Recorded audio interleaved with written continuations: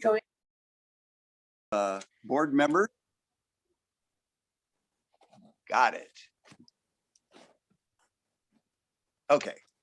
Thank you, Sarah. Okay, so let's see. So we're going to call to order at about 10:42 a.m. and roll call. Those present on the call. I'm Marty Hadfield, Chair. Mike Preston here.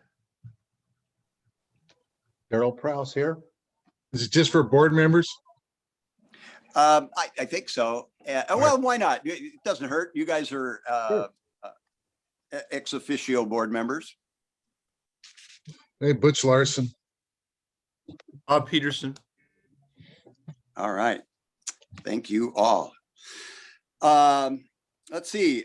We have the meeting minutes from our March 23rd meeting have been provided by Sarah. Do we have a motion to approve those minutes? I'd like to approve the minutes, or I'd like to make a motion to approve the minutes as written. I'll Okay. second. Okay, thank you, Daryl. Any discussion on the minutes? Okay, well, hearing none, we'll vote for acceptance of those minutes, please.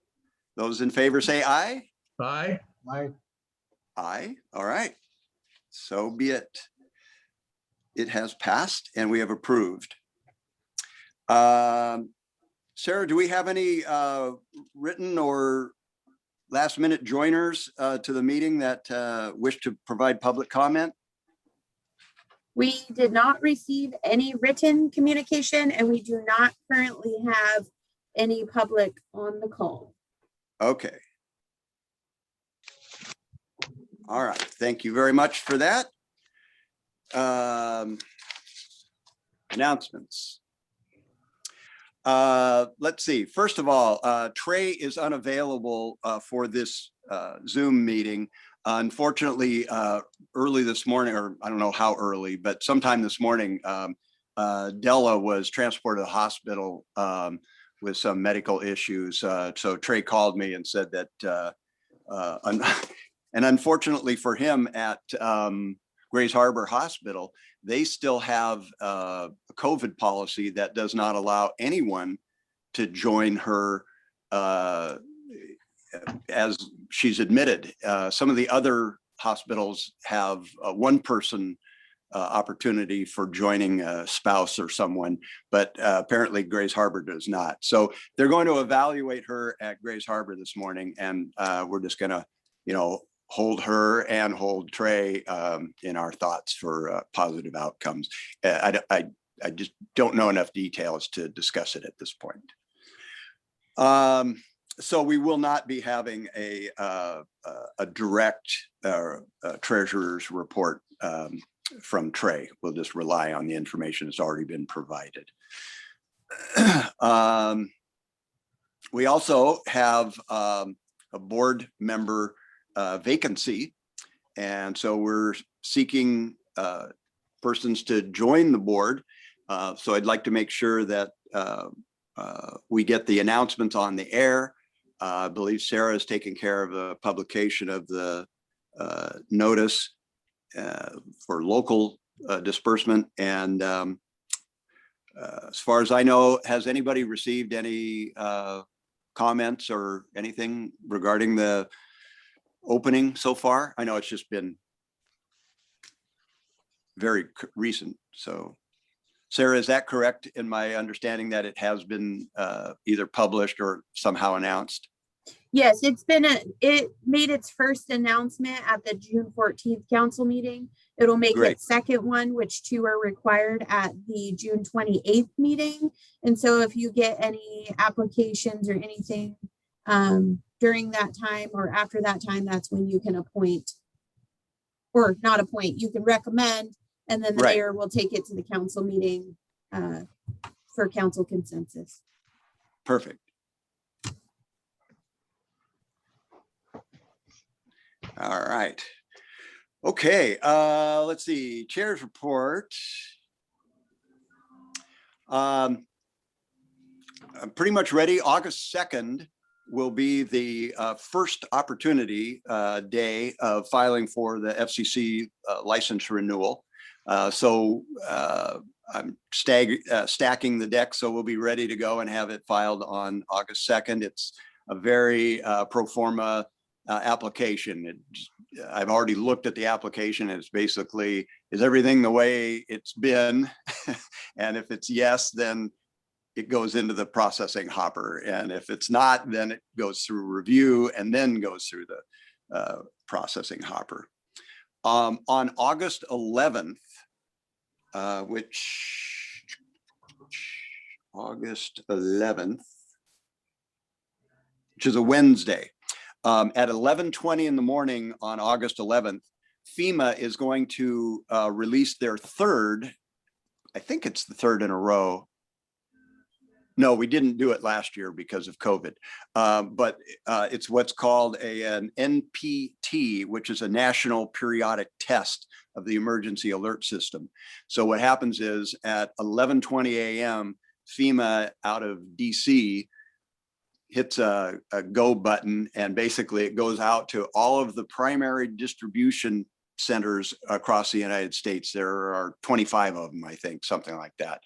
And these are the primary radio stations, broadcast radio stations that carry this type of information. And so this is kind of a strong test of the dissemination from those core stations that have been identified around the country.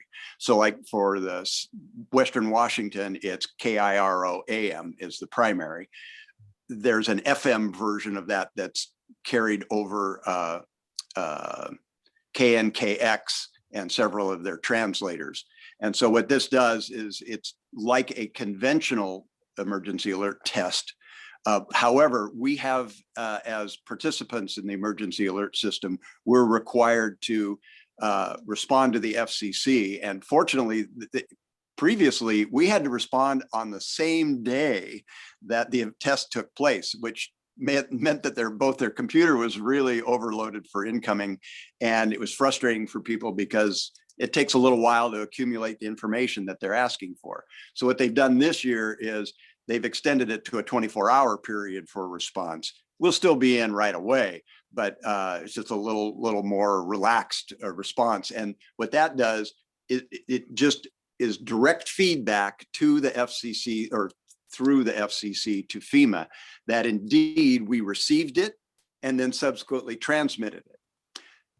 That's like step one. Step two is going to be over a certain period of time, the commission's going to come back and say, we want to know what station you were listening to, what time did you actually transmit it out, because it's supposed to be nearly immediate, and a couple of other parameters that they want to know about. So those are all things that are associated with this FEMA test coming up.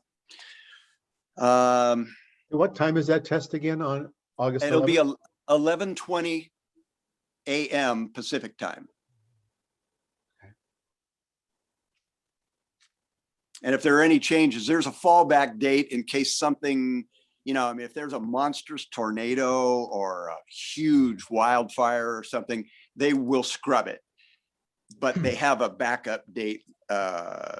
It's either later in August or in September, because they don't want to freak people out. That's the underlying basis of it. Or call resources away from a true emergency that's underway somewhere. Okay, so that's pretty much it for my report. Any questions on what I provided there? Okay, cool. Thank you. Since we don't really have a treasurer's report this time,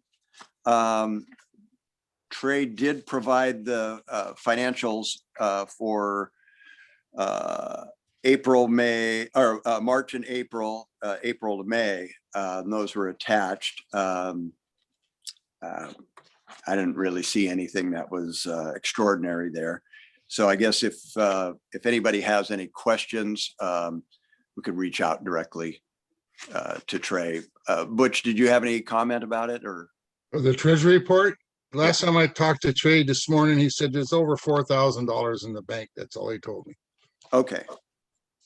Okay. Thank you.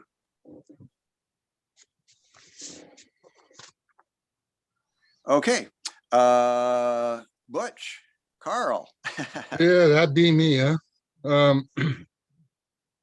Where do I start?